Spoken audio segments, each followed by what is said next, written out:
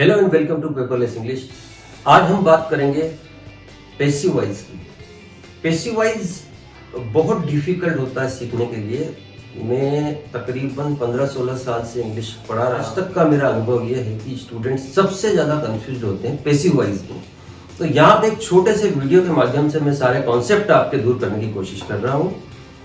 चलिए, तो passive voice, सबसे पहले पैसिव वॉइस क्यों इंपॉर्टेंट है, पैसिव वॉइस की जरूरत क्यों है, उसकी बात करते हैं। The importance of passive voice. When the subject is missing we use passive voice.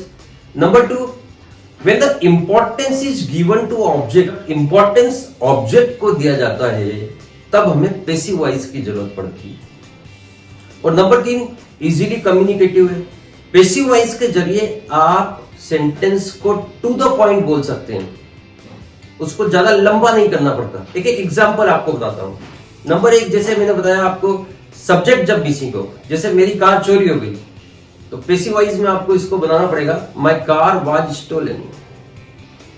Number 2, जब सब्जेक्ट से ज्यादा ऑब्जेक्ट इंपॉर्टेंट हो, the ICC has awarded Virat Kohli the player of the year. तो यहां पे हमने आईसीसी को सब्जेक्ट रखा है, जबकि इंपॉर्टेंट कौन है, जिसने अवार्ड जीता है, वो है Virat Kohli. So Virat Kohli has been awarded the player of the year. Number 3, to the point की मैंने बात की, तो आप पैसिव वॉइस आपके वाक्य की लेंथ को घटाता है। जैसे कि समवन इज फॉलोइंग मी, तो ज्यादा अच्छा होगा आई एम बीइंग फॉलोड।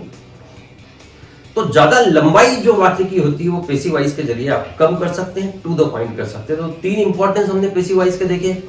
अब जल्दी से देखते हैं इनको नियम क्या होते हैं, रूल्स क्या होते हैं पैसिव वॉइस बनाने के। तो जब आप एक्टिव वॉइस से पैसिव वॉइस बनाएंगे तो सबसे पहला रूल होता है सब्जेक्ट और ऑब्जेक्ट की प्लेस को एक दूसरे से बदल देना। तो subject and object interchange their places, number 1। Number 2, आपको हमेशा past participle form of the verb use करना है, third form of the main verb passive voice में यूज करना है। तो एक बहुत आसान चीज आप सीखने जा रहे हैं जिसमें केवल 3 नियम होते हैं, और 3 में से भी 2 नियम हमेशा लागू होते हैं सेंटेंसेस में। एक्टिव से पैसिव बदला। नंबर 1 मैंने बताया सब्जेक्ट ऑब्जेक्ट एक दूसरे की जगह पे। जैसे सेंटेंस देखिए, ही स्पीक्स इंग्लिश, अगर पैसिव वॉइस बनाएंगे तो English is spoken by him. तो he speaks English, he subject, English object, passive voice बनाया तो इंग्लिश आगे आ गया और ही पीछे जाके हिम हो गया, पैसिव फॉर्म में आ गया। नंबर 2, ही स्पीक्स था वर्ब, पास्ट पार्टिसिपल स्पोकन, तो English is spoken by him. Helping verb tenses के हिसाब से चेंज होती है। याद रखिएगा, पैसिव वॉइस बनाने में आपको हमेशा बी वर्ब की यूज करनी है।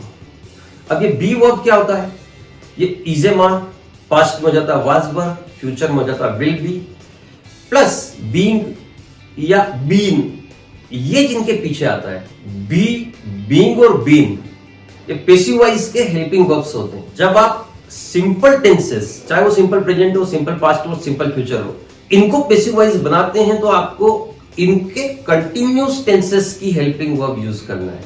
जो सिंपल प्रेजेंट का टेंस का वाक्य याद कीजिए, he speaks English, simple present tense है, जब पैसिव बनाया तो हो गया English is spoken by him. इसको सिंपल पास्ट टेंस में देखते हैं, एट माय केक, तो उसका पैसिव बनाएंगे तो my cake was eaten by him. He will invite us, we will be invited by him.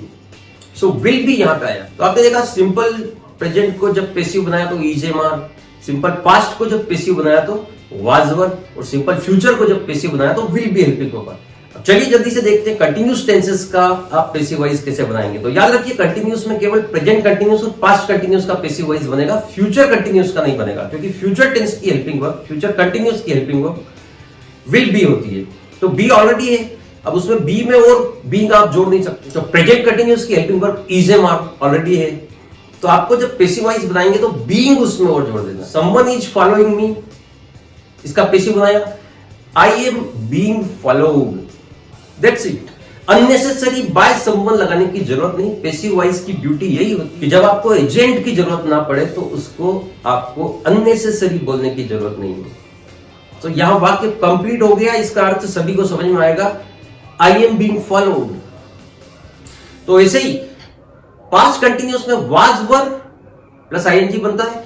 इसको जब पैसिव बनाएंगे तो आपको वाज वर में बीइंग जोड़ देना है। Suppose someone was following me, so I was being followed. ऐसे ही परफेक्ट टेंसेस का पैसिव वॉइस बनाने के लिए उनकी की हेल्पिंग वर्ब जो भी होती है उसमें बीन जोड़ देना है।